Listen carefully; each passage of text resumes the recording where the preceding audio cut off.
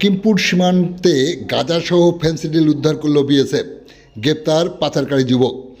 এখন শুনুন বিস্তারিত। গতকাল বিকাল নাগাদ স্বরূপনগর ব্লকের হাকিমপুর সীমান্তে মোটরবাইক সহযোগে হাকিমপুর চেকপোস্ট অতিক্রম করার সময় সন্দেহবশত মোটরবাইকটিকে আটক করে কর্তব্যরত তারালি বিওপির বিএসএফের জওয়ানরা। আটককৃত বাইকটি তল্লাশি করতেই গাঁজাসহ ফেন্সিডিল দেখতে পায় বিএসএফ।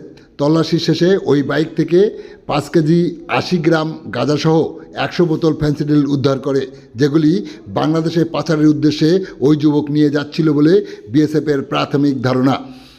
উদ্ধারকৃত গাঁজা ফেন্সিডিল সহ ওই পাচারকারীকে আটক করে স্বরূপনগর থানার পুলিশের হাতে তুলে দেয় বিএসএফ। পুলিশ ওই মাদকসহ পাচারকারীকে এনডিপিএস মামলায় গ্রেপ্তার করে। আজ দুপুর 1টা নাগাদ পাচারকারী যুবককে 7 দিনের পুলিশি হেফাজতের আবেদন জানিয়ে বসিরহাট মহকুমা আদালতে পাঠায়। পুলিশ সূত্রে জানা যায়, গ্রেপ্তার হওয়া ওই যুবকের নাম শাহিনুর ঢালি। তার বাড়ি সীমান্ত লাগোয়া হাকিমপুর মাঝের পাড়া এলাকায়।